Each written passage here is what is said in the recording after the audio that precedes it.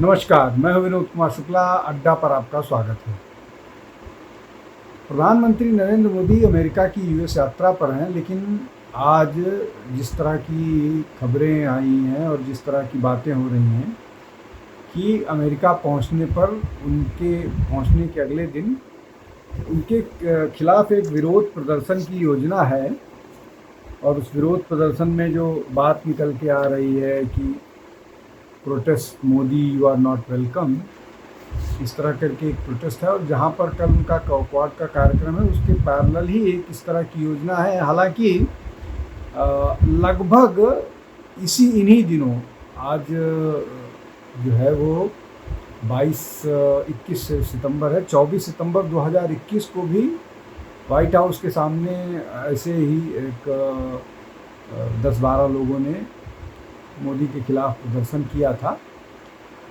लेकिन नरेंद्र मोदी के खिलाफ प्रदर्शन और नरेंद्र मोदी के खिलाफ कैंपेन का लंबा इतिहास है।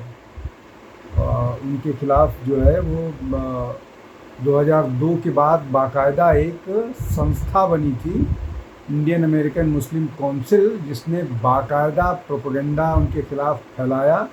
और फाइनली उन्होंने इस तरह का भी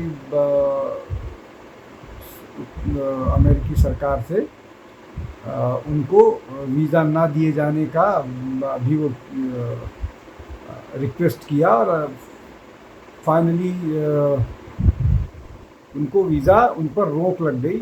और यहाँ तक कि अमेरिका की कोर्ट ने उनके खिलाफ सम्मन भी इशू किया था। और ये सारा का सारा जो प्रोपेगेंडा एलिमेंट्स हैं वहाँ पर वो कर रहे हैं और करते रहते हैं। उसके बाद अभी पिछले साल इल्हान उमर ने और एक और कांग्रेस के सदस्य ने जब प्राइम मिनिस्टर यूएस कांग्रेस में बोलने वाले थे तो उसमें भागीदारी से मना कर दिया था विरोध में। तो ये एक एजेंडा चलता रहता है, लंबे समय से मोदी के खिलाफ चल रहा है। और उसमें महत्वपूर्ण बात यह है कि उसमें किसी न किसी तरह से भारत के लोगों की का जुड़ाव नज़र आता है कि भारत के लोग ही इसको पुश करते हैं। अब आज तो सीधे तौर पर दो लोगों ने भारतीय जनता पार्टी ने तो आज सीधे तौर पर इस विरोध के लिए सैम पित्रोदा को जिम्मेदार ठहरा दिया कि ये सारा कुछ वही करवा रहे हैं और इसके पीछे उन्हीं का हाथ है। उसको इस ढंग से भी लिंक किया जा रहा है कि अभी राहुल गांधी 5-6 दिन अमेरिका होकर के आए हैं और ये सब योजनाबद्ध तरीके से उसी का हिस्सा है। और ये सब कांग्रेस का ओवरसीज़ कांग्रेस है, जिसके प्रमुख सैम पित्रोदा हैं, वही उन्हीं के आमंत्रण पर गए थे। और सबको मालूम है कि किस तरह से इंडियन अमेरिकन मुस्लिम काउंसिल और एक और संस्था है साउथ एशियन इस्लामिक कुछ करके, वो भी उसकी भी इसमें भूमिका होती है। और इन सब पर कहीं न कहीं से पाकिस्तान से और भारत के कुछ लोगों से जुड़े होने के आरोप लगते रहे हैं। खैर, ये आरोप भारत में मतलब भारतीय नेताओं की तरफ से मतलब भाजपा के मुख्तार अब्बास नकवी ने तो सीधे तौर पर इनको आईएसआई से लिंक बताया था इन संगठनों के।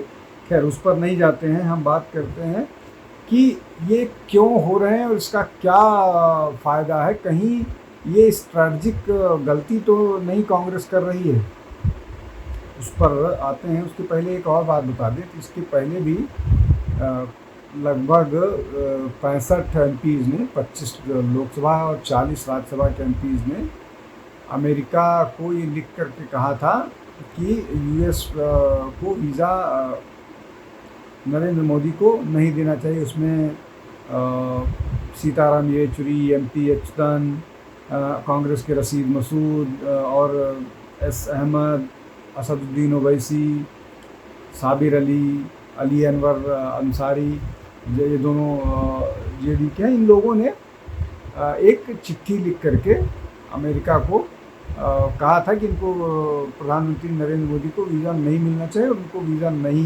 मिला जब तक वो प्रधानमंत्री नहीं बन गए।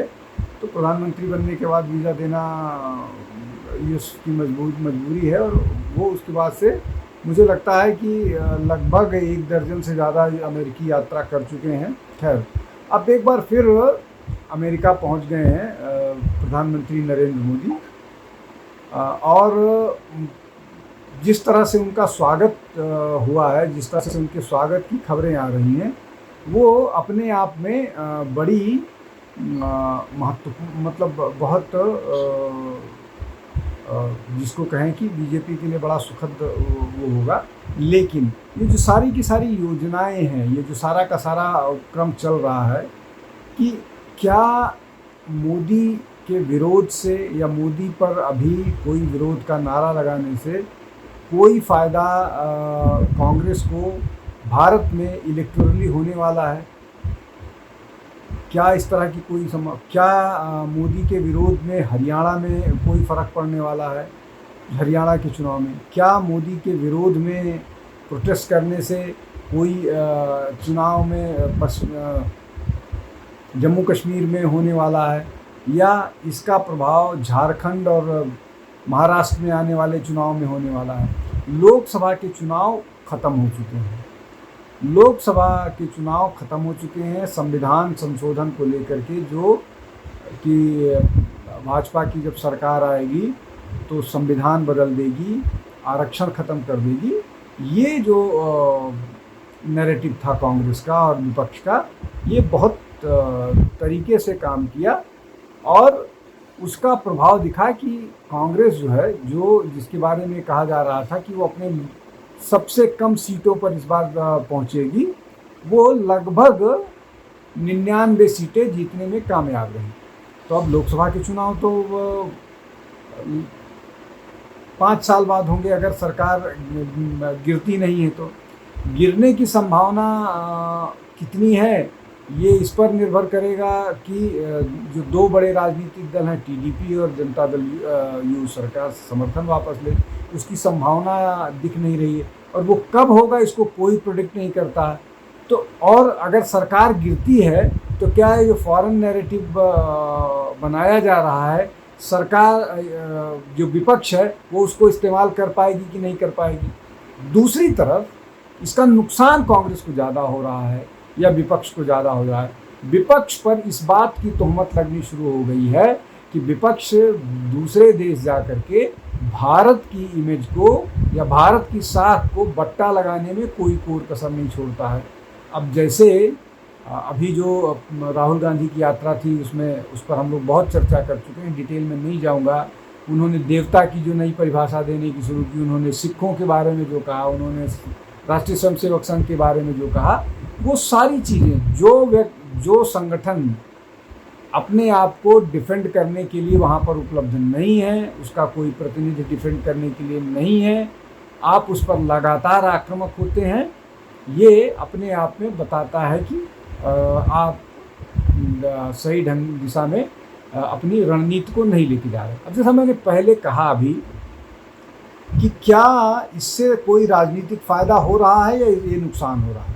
तो इससे राजनीतिक फ़ायदा इसलिए नहीं हो रहा है कि आप बहुत सारी चीज़ें जो यूएस में हुई हैं, उसका जो मीडिया में जो छपेगा, नैरेटिव छपेगा, वो बड़ा जिसको बोलते हैं एकेडमिक जैसा होगा। तो वो एक जो इंटेलिजेंसिया है, पढ़ा लिखा है, उसको समझ में आएगा। लेकिन आपने देवता की क्या परिभाषा यूएस में दी, आपने बाकी जो संघ के बारे में बात कही, या आपने जो सिखों के बारे में जो बात कही, वो बात आम जनमानस तक नहीं पहुंच पाएगा। आप संघ को जो भी करते रहिए, संघ का अपना काम है, वो लोग उस हिसाब से कर रहे हैं। तो ये जो सारा का सारा प्रयास है, मतलब इसको कहा जाए कि इतनी एनर्जी, इतना पैसा, इतना एफर्ट, सोशल मीडिया का उपयोग इन सब चीज़ों को फैलाने के लिए, वो पूरा का पूरा व्यर्थ जा रहा है।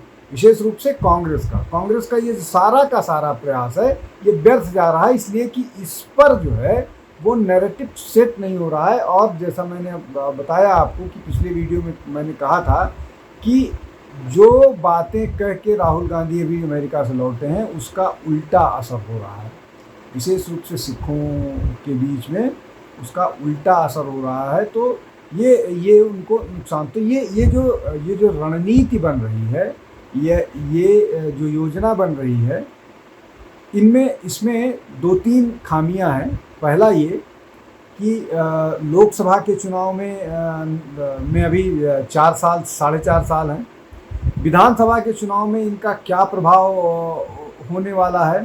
प्रधानमंत्री नरेंद्र मोदी पर हमेशा जब भी उन पर आक्रमण होता रहा है वो ज़्यादा मजबूत उभरे हैं। तो ये 3 बेसिक चीज़ें समझने की ज़रूरत है।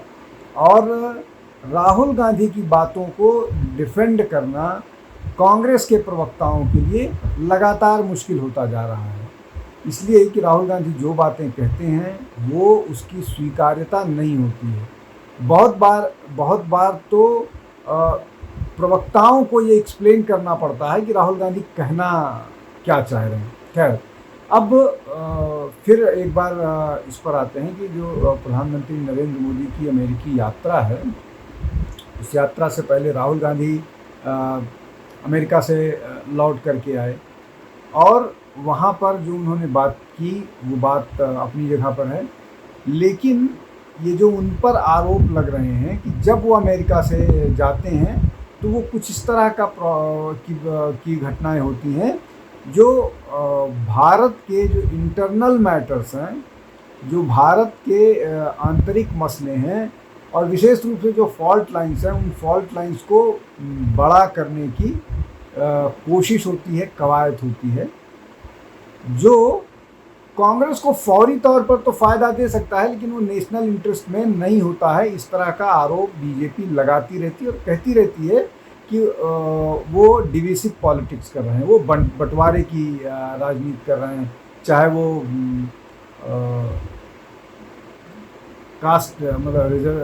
कास्ट इनमरेशन की बात हो या सिखों को लेकर के बात हो या हिंदुत्व को लेकर के बात हो, इन सब को लेकर के आलोचनाएं राहुल गांधी की होती रहती हैं।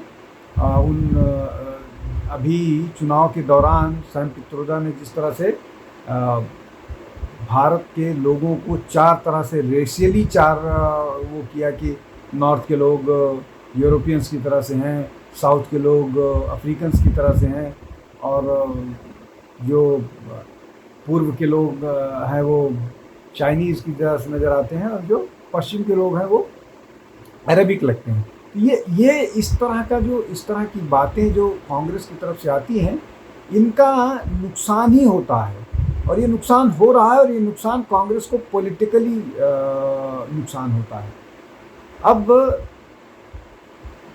जब प्रधानमंत्री एक ऐसी यात्रा पर गए हैं जहां पर अंतर्राष्ट्रीय मसलों पर चर्चा होनी है, उसके अलावा भी उनके कार्यक्रम हैं, जब वो डायस्पोरा से भी बात करेंगे, उन परिस्थितियों में अगर मोदी के खिलाफ कोई विरोध प्रदर्शन होता है, एक तो ये यूएस सरकार के स्तर पर भारत का विरोध दर्ज होगा, क्या ऐसी ही किसी घटना की किसी दूसरे देश के दृष्टि से आप कर सकते हैं कि कोई विदेशी मेहमान आने वाला हो और उस देश का नेता प्रतिपक्ष आकर के उसके खिलाफ यहाँ से बयानबाजी करके जाए। और अब ये बातें जो मैं बातें कह रहा हूँ, ये अमेरिका में जो अमेरिकन सिटीजन्स हैं, मतलब इंडियन अमेरिकन्स नहीं, जो अमेरिकन सिटीजन्स हैं वो कहने लगे हैं कि राहुल गांधी की जो यात्राएं होती हैं वो अपने देश के खिलाफ जिस तरह की बात करते हैं वो अमेरिकन्स को भी पसंद नहीं आ रही हैं और इसीलिए उनके कार्यक्रमों में लोग नहीं आते हैं। सारे प्रयास के बावजूद कोई ऐसा नहीं दिखा जहाँ पर मतलब कोई ऐसा कार्यक्रम राहुल गांधी का नहीं दिखा जहाँ पर भीड़ रही हो। सुप्रिया श्रीनेत्र और उनके बाकी लोग उनको डिफेंड करने के लिए बहुत सारी चीज़ कहते हैं, लेकिन वैसा होता हुआ दिख नहीं रहा है। और इस तरह से कम पॉलिटिकल बेनिफिट ले पाना कांग्रेस के लिए बहुत टेढ़ी खीर है और कांग्रेस इससे फ़ायदे की जगह अपना नुकसान कर रही है। आप हमारे साथ जुड़िए और इस तरह के जो भी विषय हैं उसको लेकर के हम आपके सामने हाजिर होते रहेंगे। हमारे चैनल को लाइक कीजिए, शेयर कीजिए, सब्सक्राइब कीजिए, बेल आइकन प्रेस कीजिए। बहुत बहुत धन्यवाद। नमस्कार।